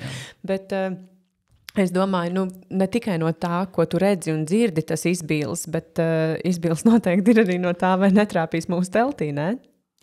Un par to es atkal kaut kā baigi neuztraucos, jo es domāju, kad jau, ja trāpīs, to jau vairs nemanīs. Un tā, bet, tas man likās, es domāju, es zināju to stāstu par to, ka, tajā kalnā spēr, bet mēs jau esam kilometru zemāk. Tad jau loģiski būtu jābūt, ka spēr tur, nevis te. Tā es pieņēmu pie sevi, man ar to domu arī laimīgi tur sēdēja. Bet tur bija ļoti interesants, starp citu, mēs gājām lejā, un visi mazie strautiņi, kurus tu pat nepamani, tagad bija ups, vai tāda liela strauta, kam jālic pāri. Un tur, kur bija strautiņš, kur vajadzēja pa akmeņiem tikt pāri, tur tagad ir, metru dziļa strauma. Un tad mēs lecām pāri, mazam brālim bija 10 gadi, un viņam tas leciens nav tik liels. Tā kā mēs tur dabījām krietni vien iesvīst. Un, protams, pārsaluši un viss slapjš un normāli vāk tās somas, tos plecus. Un tad mēs ejam tālāk un tur taka vienkārši ir nobraukus lejā. Tā kā zemes virskārta ir aizbraukus kaut kāds, te ir palicis tā kā augstni. Un tad tur kaut kāda, 2-3 stundas no tās nometnes uz leju, tur ir košs, respektīvi no akmeņiem krauta tā ganu, tā būdiņa tāda. Un, no seniem laikiem, kas tur stāvkot. Un mēs domājam, tajā mēs ielīdīsim, jo viņai ir tā kā, jumti, tā kā var ielīst iekšā. Un atpūtīsimies, un mēs līdz viņai laimīgi tiekam, un iekšaskos priekšā kaut kas ir, cilvēki kaut kādi guļ. Un tā kā uzmožās, izbāž galvu, tā kā paceļ galvu, ieraug mūs, izbīlī, tā kā iepleš acis un rauj iekšā. Pirmais jautājums, cik jūs esat, kur ir pārējie? Labdien, sveiki. Es pasaku, 4 tepatās nāk un uzreiz pavākt mans nost, tur pat apsēdini, tur bija Džeks ar meiteni. Meiteni bija no Pēterburgas un Džeks bija no Nīderlandes. Un mēs ienākam iekšā, viņi tikai paprasīja, vai mēs esam visi, un tūlīt, tā kā paprasīja, vai viss kārtībā, un tūlīt tās sameklēja termosu, iedeva tēju, un respektīvi saruna sākās tikai pēc tam. Un man tas šķita, tik skaisti, ka, tā kā tam arī būtu jābūt, ka šajos apstākļos, jo viņi zina, kāda bija nakts, viņi jau turpat gulēja, tikai viņi gulēja tajā tajā namiņā, akmens tajā namiņā tādā, jā, uz lāviņas tur. Un tā, ka viņi apmēram stādās priekšā, kāda ir tā mūsu situācija, un tas bija tāda ļoti, ļoti sirsnīga tikšanās. Kalni tev momentāli parāda, kas ir kas, vai ne? Jo cilvēks, tu nevari tā kā ar to skābekli, ka tur cik kājām un cik galvai, bet skābeklis taču nepietiek maskai. Visas maskas ir nost. Jā. Cilvēks ir tāds, kāds viņš ir. Tur vairs nav nevienam spēku un enerģijas kaut ko tēlot, kaut ko izlikties, būt par kaut ko citu. Viņš ir tāds, kāds viņš ir. Un es domāju, vēl tev ir tāds, man liekas, teiciens, ka tu gribi cilvēku iepazīt, aizbrauc ar viņu uz kalniem, aizved viņu uz kalniem, un tad tu redzēsi, kas ir kas. Jā, tāds teiciens tiešām ir. Bet traka pieredze tev ar to negaisu kalnos. Vienīgais, ko es esmu jutusi, ir, kas ir bijis tāds tuvākais negaisam. Jā, ir ducinājis pērkons, varbūt kaut kur tālumā ir bijis zibens, un priekšvakarā pirms došanās uz Elbrusa virsotni mēs vakariņu sēdām tā, ka mums mati cēlās gaisā, jo tāda zināma elektrizētā gaisotne bija. Jā. Un jau man tad bija diezgan neumalīgi, kad likās, ka varbūt visas tās metāla lietas, kas mums ir, tā kā drusku džingst, bet tas, ko tu tikko izstāstīji, tas ir vienkārši vājprāts. Mēs arī ar tādu vienkāršu zibeni. Vienreiz mēs bijām arī Kaukāzā ar tēti divatā, un mēs tur ieklīdām kaut kur, kur neviens nebija točs un bijis 10 gadus, man liekas, un tādu vienu noskatījām tādu kliņšu kuluāru, ko gribējās uziet, un mums bija doma, ka varbūt tur varētu jāinspēt, un tad varbūt varētu pāriet ar somām pāri un iziet uz ledāju. Tad mēs atstājām teltis, uzgājām izpētīt viņu un sapratām, ka tur ir somām. Mums nav ko divatā darīt, ka tur tāpat labi, ka aizgājām. Un tad nākot lejā, tur arī sākās šis ten, kad jūt, kad ir savilcies, viss tā, ka tūlīt sprāgs vaļā. Un es domāju, kā tik no tām klintīm lejā. Tālāk tur mums bija vēl kādi 500 metri jānoiet, pa normālu reliefu, pa taku, teiksim, jā. Bet nedabūt uz tām klintīm to negaisu. Un tā arī mēs nogājām lejā 10 minūtes, un pagājām tādu korīti. Un tad, kad iespēja, likās toči 10 metru virs galvas, tāds blieziens, likās, ka kaut kas uzsprāga. Un tad mēs nokritām abi divi, tā pieplakām pie zemes, skatāmies, vai viss ir vietā. Un, jo tajās kalnos arī tajā ielējā, viņš iekšā iespēr tāds skaņa tā kā atsitās no visurienes reizē, to es tādā, es nezinu, man ir tā, ka tā kā iekšā kaut kas uzsprāgst kādā telpā, un arī tas troksnis ir, fantastisks, jā. Ne tajā labākajā nozīmē, bet iespaidīgs. Bet ļoti, ļoti iespaidīgi, jā, jo man liekas, ka nekur, kā tu saki, plakanajā zemē tik zemu nekad nespēr zibens. Viņš vienmēr ir augstāk, tikai kalnos tu viņu dabūtu tik tuvu sev. Es nekad neesmu nekur citur dabūjis, ka zibens, kad tas uzplaiksnījums ar to skaņu ir pilnīgi vienlaicīgi. Viņš ir tev, nezinu, varbūt maksimums 100 metru attālumā, ne vairāk. Jā. Baisa pieredze. Bet tāds stāsts, ko citiem stāstīja. Es saprotu, ka tu esi daudz visādos kalnu reģionos bijis, ja? Tev tā Gruzija viena no mīļākajām vietām ir Tatri, Alpos esi bijis, ir vēl kāda vieta? Kirgīziju tu pieminēji. Jā, Tatros un Kaukāzā laikam esmu bijis vairāk kā 20 reizes, gan vienā, gan otrā. Alpos esmu izstaigājis no Austrijas, Itālijas, Francijas, Šveices. Bet tur vairāk 2000. sākumā, kad mēs braucām. Tagad es īsti, man tur ir šķiet pārāk civilizēti un pārāk daudz cilvēku un pārāk viss bišķiņ sakārtots. Priekš manas gaumes man prasās mazliet tādas mežonīgākas tos kalnus. Un Kirgīzijā vairākas reizes man, Ķanšans un Pamirs ļoti, man liekas, ka tas ir tur, kur es visvairāk, es domāju, nākotnē arī braukšu, jo tie kalni ir lieli, skaisti, plaši. Es domāju, ka tur ir milzīgas, fantastiskas iespējas. Tas attiecās tā kā uz tevi, vai ka tu tur vedīs arī grupas? Man tas ir 2 vienā. Jo es arī tad, kad dodos kaut kur pirmo reizi, es braucu ar grupu, kurā ir mani uzticamākie ceļbiedri. Arī kā tagad uz Nepālu mums būs brauciens. Man tā būs pirmā reize Nepālā. Mēs būsim 13 cilvēki, bet tie visi ir tie, kas ir ar mani visvairāk visur bijuši un kas ir gatavi visiem pavērsieniem. Redz kā, tāpēc es domāju, es pētīju jūsu mājaslapu un skatos, kur ir tas Nepāles brauciens, kur tu man stāstīji, kad tu brauc, un es domāju, kaut kas te nav pareizi. Bet redz kā, pareizi ir, tu dodies uz kalniem, vispirms izpētīt un tad saprast, vai tā ir vieta, uz kur tu vari vēst arī nepieredzējušākus cilvēkus, vai ne? Es par tādiem ekspedīcijas braucieniem, ekspedīcijas tipa braucieniem sauc. Tad jums plānā Nepāla ir vieta, ko jūs pievienosiet tādiem saviem galamērķiem. Ja iepatiks. Kas tad tur var neiepatikties? Tā jau vajadzētu būt. Ir vienīgi cilvēki daudz gan jau. Būs tev jābrauc atpakaļ un jāstāsta, kā tad tur ir gājis. Cik nu tu varēsi izpaust. Vai tu tā, kā lai saka, viegli dalies ar to informāciju, kas tev... Jā, protams, es dalos. Jā. Īstenībā es redzēju, mājaslapā jūs esat ļoti detalizēti savus braucienus aprakstījuši, tādus plānus. Citreiz, teiksim, kādu pazīstam vai puspazīstam cilvēku, saka, es gribu tur braukt, es gribu pats braukt, vai tu man vari pastāstīt, jā, rekur mans apraksts, un es tev detalizēti visu izstāstīšu, un ņem brauc pats, jo, kāpēc nē, mums taču ir informācijas laikmets, visa informācija tāpat ir pieejama, ko tad tur mums slēpt, pa kurām takām, kurā dienā mēs ejam. Ir... Latvijā jau tagad ir diezgan daudz organizācijas, kas ir izveidojušas tādas līdzīgas programmiņas. Un tas jau vien nozīmē to, ka, ja jau nebūtu pieprasījums, tad nebūtu piedāvājums un cilvēkiem patīk šāda veida pieredze. Man šķiet, ka cilvēki pamazām ir kaut kādā mērā izgājuši to pludmales kurortu. Tādu, bija tas laiks, kad tas bija skaitījās tas pats labākais veids, kā pavadīt atvaļinājumu kaut kur pie vidusjūras vai sarkanās jūras. Un vēl aizvien, protams, kam tas patīk, tam patīk, bet cilvēki vairāk sāk interesēties par aktīvāk, kā pavadīt savu brīvo laiku.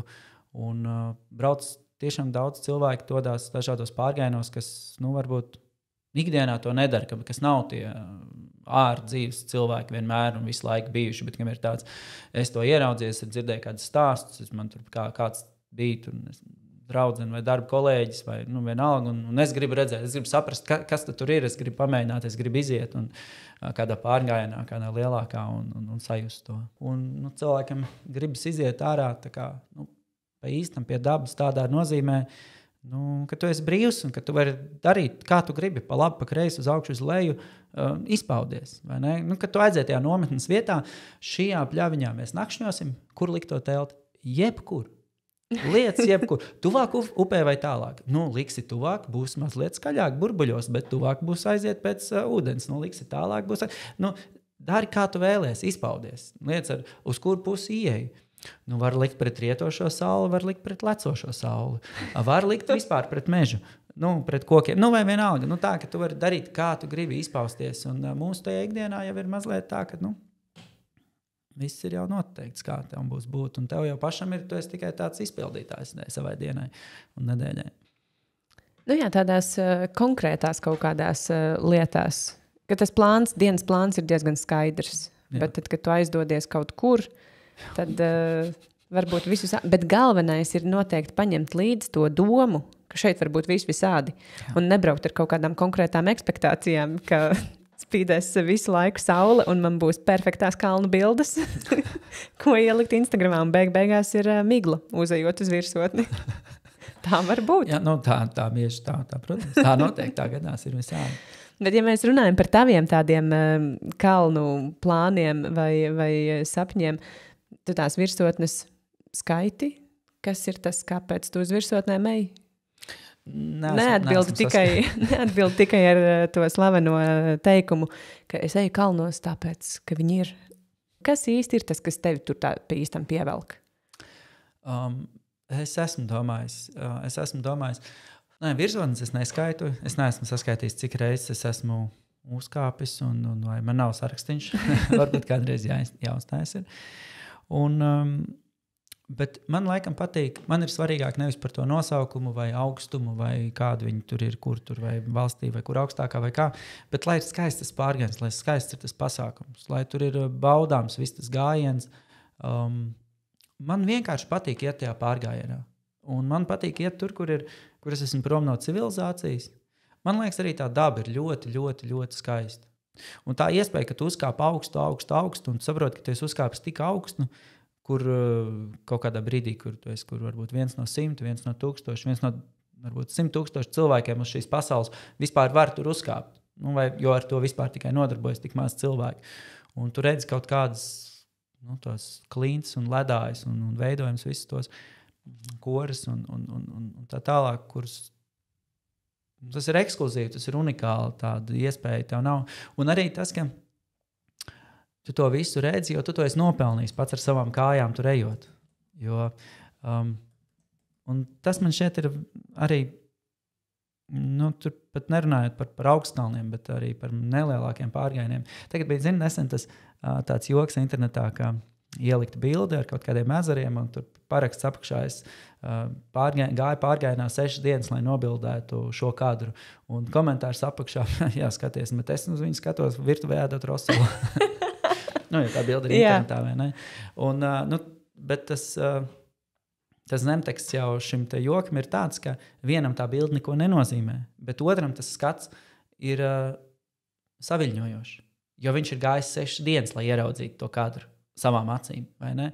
Un, respektīvi, lai mēs varētu nopelnīt to saviļņojumu, mums ir jāiegulda tas pārgājiens tajā visā. Kaut kāds mazliet pārdzīvojums. Jā, arī.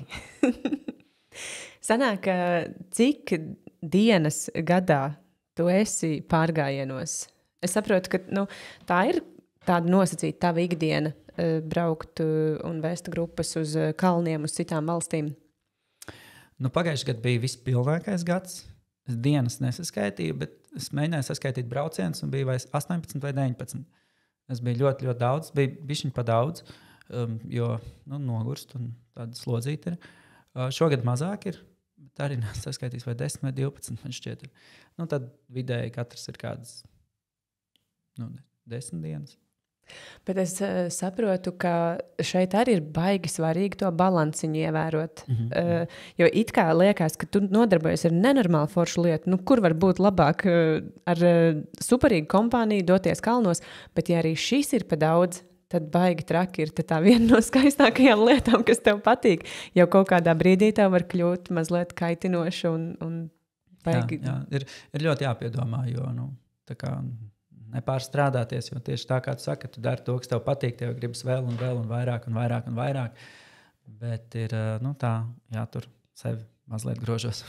Jā, es arī ar vienu kalnos gājēju un klinčkāpēju par šo tieši runāju. Mēs tādā brīdī bijām Slovākijā ap jauno gadu, mums bija tas plāniņš Gerlachā uzkāpt, un tad mēs ejam pa pilsētu, un es viņam saku, iedomājies, ja tu dzīvot šeit uz vietas, katru dienu varētu iet kalnos. Viņš tāds, zini, varbūt tas tomēr nebūtu nemaz tik forši, jo tiem kalniem tā viena no patīkamākajām lietām ir tā, ka tu nenormāli ilgojies pēc tā. Tu pavadi bez maz vai pusi gada krājot naudu, gatavojoties tam, un tu ilgojies pēc tā. Un tā, kad tu to dabūni, tad tam ir vēl drusciņ lielāka tā baudas garša klāt. Un ja tev tie kalni ir ikdienā, tad apmēram tas tāpat kā dzīvot jūrmalā. Tev tā jūra, tev Liepājā. Tev tā jūra nav tik ekskluzīva, tik sajūta izraisoša kā tiem, kas dzīvo Zemgalē.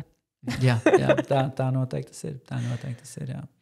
Tu esi arī par to tā domājis, ka galvenais nepāršaut pār strīpu? Ja mēs dzīvotu pie kalniem, noteikti braukt atvaļinājumā uz jūru. 100 punkti. Droši vien, jā.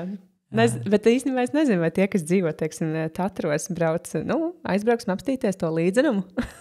Es domāju, ka jā, kas tad cits, tad jā, Polijā viņi tie, kas tur brauc uz turien, un tie, kas tur tie brauc uz jūru. Varbūt arī, varbūt. Jā. Tev ir kaut kas, kas tā kā pietrūkst arī no plakanās zemes cilvēka dzīves, esot kalnos, vai nē, tur tu esi tā ir tā īstā vieta, kur tev gribas būt? Nē, es kalnos jūtos ļoti labi, un man... zini kā, kaut kādā mērā jau mājas vienmēr pietrūkst, jo vienmēr tad, kad mēs pēc tiem kalniem atgriežamies lejā, visi visrūdītākie kalnos kāpēji izbauda to dušu un gultu. Nav neviens tāds, kurš pēc 2 nedēļām kalnos nonāk lejā un tāds, nē, es vēl pagulēšu sētā, teltu uzcelšu, neiešu iekšā, man tur nepatīk. Jā. Tā jau nav. Es iešu līdz tuvējiem strautam nomazgāties tādā ledus augstajā ūdenī. Jā, tā neviens nedara. Mēs, taču jābūt godīgi, mēs visi ilgojamies pēc tā civilizācijas komfortā un arī pēc tās, savas savas pilsētas, savas vidas, savām mājām, nu, protams, lai katram, kur viņas būtu, bet, nu, jā. Vai tev ir kaut kādi tādi paša kalnā kāpēja sapņi, kur tu gribētu uzkāpt? Tu teici, ka tu neskaiti virsotnes, bet vai tev ir tādas virsotnes, kur tu noteikti gribi uzkāpt? Jā, nu, bet sapņi un plāni tas jau nav viens un tas pats, vai ne? It kā, jā. Jā, sapņot var par 8000-nieku, bet...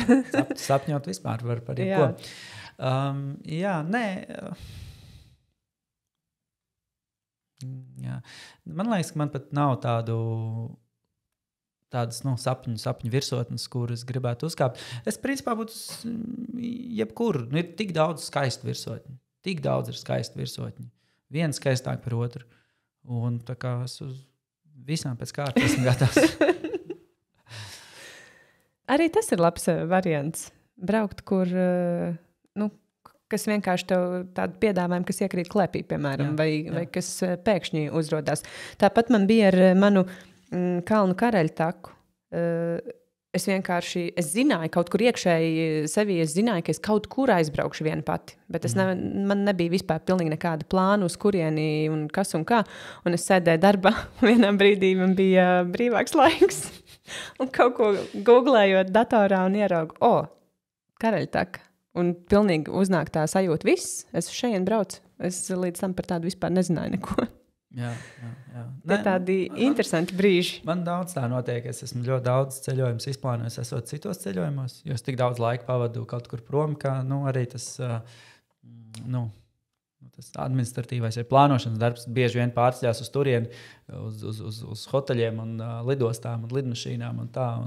Bet jā, man liekas, tie spontānie lēmumi bieži vien ir tādi ļoti, ļoti forši. Gan mani tie spontānie lēmumi, kad es izlēmju kaut kur braukt pats vai vest grupu, un arī es esmu tik daudz dzirdējis to grupas biedru, kā viņi ir nolēmuši pievienoties. Un citreiz tas ir tāds pilnīgi sagadīšanās, pilnīgi pēkšņi izdomāja vienā brīdī, jā, un mēs pēc tam runājam un iedomājas, un būtu tu tur kaut ko bišķiņi tur tā vai šitā, un nē, paskaties, tev bija tā jābūt. Tā. Viss jau saliekās tā, kā tam jābūt. Par tām lietām, tā kā tam jābūt. Tu minēji, ka pagājušajā gadā jums bija pirmais brauciens uz Indiju.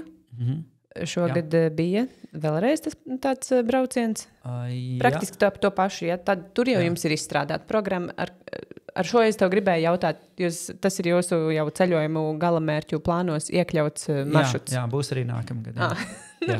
Kaut kā baigi gari sanāca uzdot tik elementāri jautājumu tev.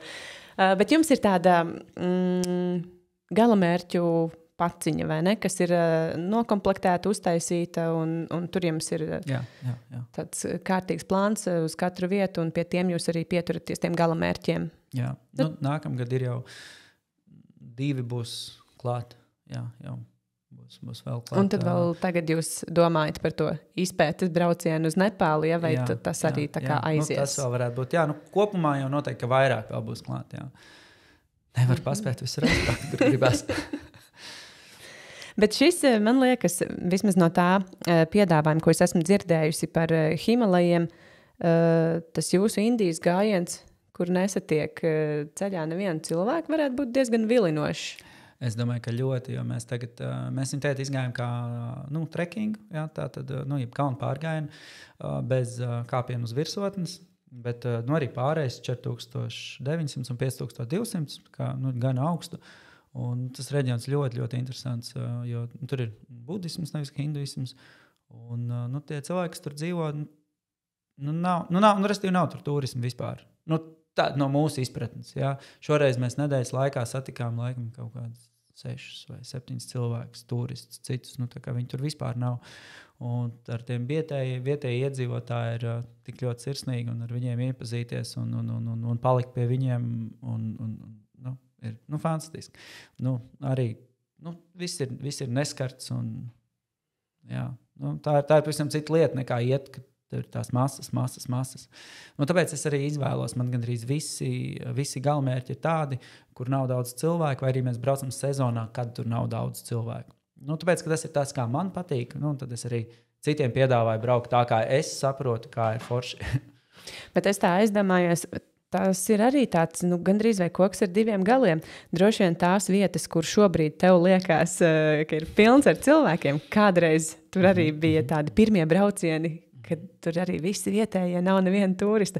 Un droši vien pateicoties tiem sociālajiem tīkliem un fotogrāfijām un iespējām rakstīt tur blogus un video vlogus taisīt YouTube, tās vietas ir kļuvušas, ne gluži pieejamākas, bet cilvēkiem ir daudz vairāk informācijas par to, un tad, gāžās uz turieni cilvēki. Tev nav bail, ka tu to... Es sačakarēšu tās savas labās vietas. Tas ir, zin, kā latvieši, kas nestāst par savām sēņu vietām, apmēram, jā. Protams, ka turisms ir arī tāda nozara, kas ir... noplicina kaut kādā mērā to vidi. Ja? Kaut kādā mērā tāds ir, jo tie cilvēki, protams, kas tur dzīvo, viņi jau grib tos turistus. Jo viņi jau uz to turismu nopelna. Viņi jau viņus aicina. Viņi jau saka, vediet vēl, brauciet vēl, kad jūs brauciet nākamgad, palieciet pie mums. Tā jau tas ir.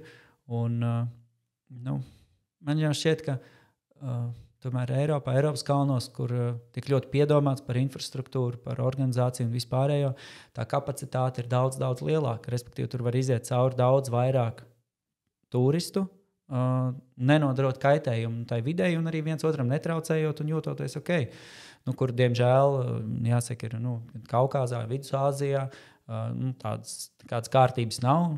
Daudziem, protams, patīk tas, ka nav nekāda kārtība, viss tur, tā teikt, viss tā savā plūdumā notiek, bet līdz ar to tur pat salīdzinoši neliels turistu daudzums uzreiz stipri ietekmē negatīvi visu to, kaut vai ar atkritumiem un vispārējo, jo tu jau tas turists jau var tur to savu iepakojumu kaut kādu atkritumu staigāt tur 3 dienas, bet ja tev nav kur viņu tā gruškast, kur viņu izmest, tad ko tad tu padarīsi, jā. Tas līdzīgi kā ar to komerciju, man liekas, ka tas ir tāds neizbēgams process. Viņš vienkārši ir neizbēgams process, tā tas notiek un kaut kā viņam ir jāregulējas un jātīstās. Un tas ir katra paša rokās. Un es arī esmu daudz dzirdējis no citiem, kas ved uz vietām. Kaut vai tur, kā tu minēji, šie lielie kalni, populārie kalni, tās bāzes nometnes, tur ir bieži vien diezgan pamatīgi sūdzība un netīrība. Un tad tā kā sūdzās, kāpēc tā, un ka tur slikti. Un man arī tas, protams, nepatīk kā visiem. Bet man šķiet ļoti vienkārši nebrauciet uz turieni. Un tie cilvēki, kas tur strādā, viņi būs spiest. Vai arī sakiet viņiem, mēs nepaliksim jūsu nometnē, jo jums te ir tiem, kas tur ir tie atbildīgie par to nometni. Nē, mēs pie jums nepaliksim, mēs paliksim kaut kur citur. Sakiet, nebrauciet tur, mēs šitā negribam sakārtot, lai šeit ir tā kā smuki, un tad mēs pie jums paliksim un atstāsim jums to savu naudiņu. Un, kā tad citādāk tas notiksies? Bet zini, kas man ir ienācis prātā? Varbūt tavai organizācijai tā būtu lieliska biznesa ideja. Vai jebkurai citai organizācijai. Braucam sakopt tos kalnus. Es labprāt piedalītos tādā Everesta bāzes nometnes ekspedīcijā, kur mans galamērķis ir aizbraukt, savākt vienu miskastes maisu, ko es varu aiznest atpakaļ uz pilsētu. Es tiešām gribētu tādā aizbraukt, un tad jau tam braucienam ir vēl vispār pilnīgi cita vērtība, ka mēs arī kā kalnu mīļotāji, mēs braucam uz turieni, baudam tos dabas skatus, bet parūpējamies visi par to. Jā, es domāju, ka tā ir ļoti laba ideja, bet viņai noteikti ir jāiet kopā ar vietējo kopienu. Ja? Jo, tagad redzēsim, kā būs tajā Nepālā. Mums arī ir tur atkritumu depozīts jāiedod, un kur mums tad atgrieži. Mēs esam savus gružus savākuši, kaut kas tāds. Redzēsim, kā tas strādā, kā tas viss tur notiek. Jo, ja tā vietējā kopiena jau paši par to rūpējās, tad es domāju, tā ir fantastiska ideja, brīnišķīgi, sakop to vidi, kuru tu baudi. Bet, diemžēl vēl aizvien ir citas vietas, kur tu redz, kur tie vietējie nometņu darbinieki, kas strādā tajā kādā no tām vietām, ka viņi paši savus atkritumus met pār pa plecu. Jā, mums bija tieši tāda pieredze arī Avicenas Smailē. Kā es saku, Vidusāzija, tam ir, man liekas, lielisks piemērs Kirgīzija, Taģikija, ka tur jau tie vietējie, kurš tur viņš atnāk, viņš ir kaut vai viņš tur ir nesējs vai pavārs vai vienalga, kas viņš tur ir, vai pat kaut priekšnieks nometnes, bet viņš met pār plecu, tad jau nav jēgas mums no Latvijas tur braukt un vākt to, ko tas Taģiks tur ir izmētājis. Tā sanāk, ka viņi apmēram, ne gluži uzmetās kā saimnieki tam kalnam, Bet tomēr viņš kā vietējais, bišķi jau rāda tā kā piemēru, kā mūsu kalnos uzvedamies. Jā, protams. Un tad, ja viņi ledāja plaisā gāzes baloniņus, tad, jā. Mēs brauksim viņus ķeksēt ārā. Tas var nebūt loģiski. It kā jā, bet visiem jau tie kalni, tā kā mums ir mīļi. Kaut kā varbūt kopēji jāmēģina arī par to domāt, lai mēs nebraucam uz Elbrusu, paliekam uz klintīm, un tur apkārt ir nevis tāds svaigs kalnu gaiss, bet tāds riktīgs toaletes smārds. Jā, es domāju, ka tur ir tie tadžiki vai citi, kas tur ir tie atbildīgie, jāaizved uz Šveici, jāparāda, ka kalni var izskatīties arī šādi, un smažot arī šādi, un paskatīties, cik tu dienā iziet cauri cilvēku, un cik tā ir tīrs. Tas ir iespējams, to var izdarīt, un rekutē ir bukletiņš. Jo tu tanī pašā Kazbekā, meteostacijas... Mēs nepalikām meteostācijā, tāpēc, ka tieši tāpēc. Jo tur jau uz veselas virsotnes stāv toaleta. Jā. Tā kaut kā divējādi sanāk ar tiem kalniem. It kā tie cilvēki, kas tajos dodas, viņi patīk un ir mīļi un forši un skaisti, bet kaut kā sanāk vienlaicīgi arī mazliet darīt pāri. Man jau arī citreiz tie grupas biedri jautā, kāpēc tā ir tā, vai kāpēc tā ir tā? Saka, bet paskatieties, kā ir viņu pilsētās. Mēs nonākam lejā no tā kalna, mēs aizbraucam uz pilsētu, uz savu viesnīcu vai kur mēs paliekam, bet pastaigājiet un paskatieties, ieiet pilsētā sabiedriskajā toaletē. Tad kā mēs jau pārnesam to savu to ikdienas dzīvi uz to kalnu dzīvi. Ja? Tad, kad, piemēram, šveicieši iet kalnos, tad viņi to savu pilsētu pārnes uz saviem kalniem. Un šeit arī tur vai taģiki vai gruzīni, viņi arī pārnes to savu pilsētu uz saviem kalniem. Tas jau ir likumsakarīgi. Krister, bija ļoti forši ar tevi aprunāties. Man patika tās mūsu filozofiskās domas, un man patika arī tavi piedzīvojumi par kalniem. Vai tev ir varbūt vēl kaut kas tāds, ko tu pats gribi izstāstīt man? Es nezinu, vai tieši tev. Es ceru tiem, kas klausās. Bet klausītājiem es droši vien gribētu izstāstīt to, ka, manuprāt, uz kalniem var doties ik viens. Un, manuprāt, kalni ir ļoti, ļoti skaisti. Un vai jūs esat kalnos bijuši, vai jūs neesat bijuši, bet es jūs aicinu uz kalniem doties un viņus baudīt. Kalnos var kāpt visdažādākajos veidos, ar risku vai bez riska. Un viņi ir pieejamāki nekā jebkad mums viņi jebkad iepriekš ir bijuši. Tāpēc, ko es varu teikt, tiekamies kalnos. Kā, jāsaka, laikam tavs konkurents Māris Resnis saka, ir jākāpj. Jā, tieši tā. Paldies tev, ka biji šeit pie manis Rīgā, un es novēlēšu jums veiksmi, izdošanos un labus laikapstākļus, un tiešām forši piedzīvojumu Nepālā tā, lai turpmāk arī visur gājēju galamērķu piedāvājumā parādās Nepāla. Jā, noteikti būs iespēja arī sekot līdz sociālajos tīklos.